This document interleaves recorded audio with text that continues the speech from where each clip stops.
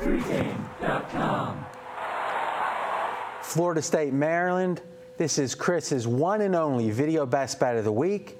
Who do you like and why? I like Maryland -5.5 over Florida State. I talked about it earlier. You're laying a lot of points. I am laying a lot of points. Just all these videos. Chalk, get some water. Well, I'll tell you what, early in the season, in the conference season, I think the home court can mean something in a lot of games. I think this is one of them.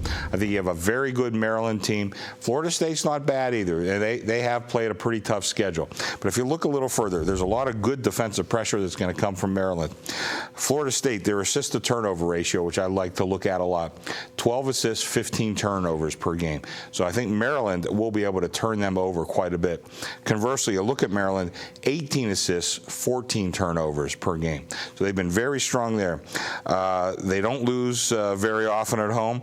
They hold opponents to 44% shooting defensively. Maryland does. So all these stats are backing up that, because to me there's a couple different ways to get value on a game. One is the power rankings are off. And it sounds like what you're saying here, which is this team is better than people think. Yeah. You're digging into the numbers. Another thing could be situational. Hey, they're motivated because the best player went to high school here, all that kind of stuff. Or schedule-wise, hey, they just flew in from a high altitude.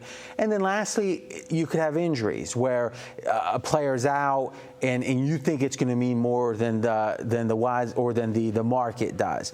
So what I'm hearing you say, this is a pure value play. You think the power number's wrong on this team. I do think the power number, I hate to tell you, my number comes to 10, and this game's 5.5.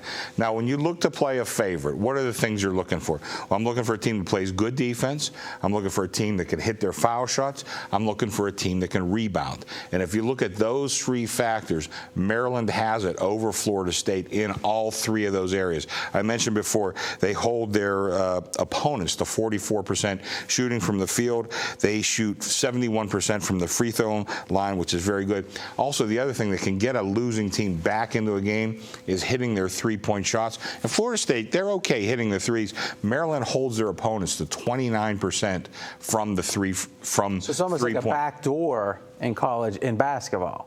It can. The ability to get back in the game. So Maryland has the things that'll prevent you from getting back into the game. So you're here this handicap in football, right? This team's getting 9.5, and hey, if they get down 17, they're a running team. They're not going to be able to come back. Exactly. Because they're going to be forced to throw. So you're saying if a team's forced to shoot a lot of threes, and you're laying that range of 5, 6, 7, 8, where it's still two possessions at 2.5 possessions at the end of the game, the ability of the underdog to shoot a three is very important. The ability to shoot the three is very important. Getting a rebound is very important.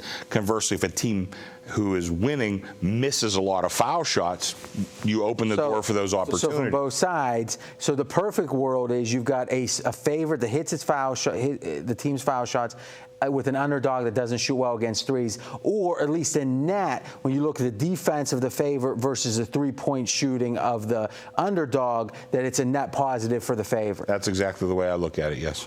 Main thought on the game. The only thing that worries me about this game is that you made your line 10 and it's 5.5. And when you look at the two teams' records, you got a 9-5 Florida State team, which we know played the tougher schedule, against a Maryland team that's 13-1 and is yet to lose at home. And you're more or less paying just for home court advantage in this one. And that's what scares me a little bit, as if we talked about it in an earlier video. Sometimes price tells you a little something. And that's the only thing that I have pause on. Why is this number 5.5? We know over the last few years, Florida State has been one of the top ACC teams. Yes. They really have come around. Right. So, Chris, let me ask you a question, because this comes up a decent amount. The first step to this is having numbers that you have some amount of trust in. The average bettor doesn't even have their numbers. They're getting impressed. Is that too many points? And that kind of stuff. But for those who have moved to the point of either creating their own numbers or using KenPom or whatever, if your numbers, at what point, if any time, do you think my number's so far off, I must be missing something? Oh, well, there's definitely that time. But 5 points doesn't make you feel that. Well, not at this point in the season, no. Because you're saying that your numbers legitimately differ from the market more early in the season than late in the season. And now that we're in early January, it's still the beginning of the conference season. Well, of course. And again, if you look through who Maryland's played, I mentioned in the other video who Seton Hall played. Maryland kind of played some of those same schools too. And you mentioned Florida State. They have been a little tougher over the last couple of years, no question. But I think again that might be built into the line. There's a lot of public perception that Florida State's the better team, the better program. Yeah, Maryland I'm not sure that's true. The Lem Bias days, they haven't had a team. Well, they've had a couple of good ones. Yeah. So if it's the last weekend of the season and you've got a 5 or 6 point spread between your numbers, your thought process at that point is I missed an injury that I don't know about. Something like that. Something like that. And also, and I'll give you a perfect example. And I talked to Chuck Edel, who was not on our panel tonight, but had been on a lot of these.